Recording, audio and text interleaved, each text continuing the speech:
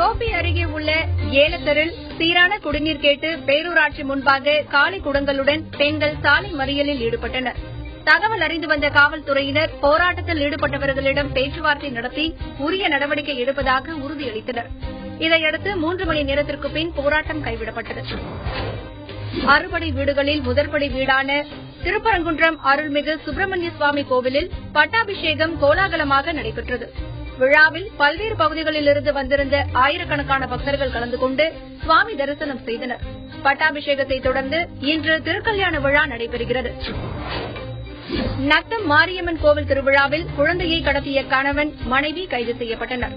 குழந்தையின் உறவினர் ஆறுமுகம் கொடுத்த புகாரின் பேரில் குழந்தையை தேடி வந்த போலீசார் குழந்தையை கடத்தியதாக சிங்கம்புணரியைச் சேர்ந்த பழனி, அழகு ஆகியோரை கைது செய்து அவர்களிடமிருந்த குழந்தையை மீட்டு பெற்றோரிடம் ஒப்படைத்தனர். மக்களவைத் தேர்தலை முன்னிட்டு தேனி மாவட்டம் ஆண்டிப்பட்டியில் அதிமுக வேட்பாளர் பார்த்திபனுக்கு ஆதரவாக நடிகர் ராமராஜன் வாக்கு சேகரித்தார். அப்போது பேசிய அவர், காங்கிரஸ் சார்பாக மூப்பனார் பிரதமராகும் வாய்ப்பு வந்தபோது மூப்பனார் பிரதமராகாமல் தடுத்தவர் கருணாநிதி என்று குற்றம் சாட்டினார். சிவகங்கை மாவட்டம் தேவக்கோட்டை அருகே அரசு துவக்கப்பள்ளியில் சத்துணவு சாப்பிட்ட 25 மாணவர்களுக்கு வாந்தி மயக்கம் ஏற்பட்ட சம்பவம் பரபரப்பை ஏற்படுத்தியுள்ளது. பாதிக்கப்பட்ட மாணவர்கள் உடனடியாக தேவக்கோட்டை அரசு மருத்துவமனையில் அனுமதிக்கப்பட்டனர். அங்கு அவர்களுக்கு தீவிர சிகிச்சை அளிக்கப்பட்டு வருகிறது.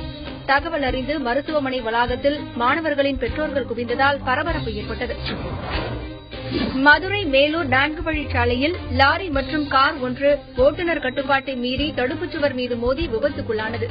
இதில் 2 பேர் படுகாயமடைந்தனர். சம்பவ இடத்திற்கு வந்த போலீசார் காயமடைந்தவர்களை மீட்டு மதுரை அரசு மருத்துவமனைக்கு அனுப்பி வைத்தனர்.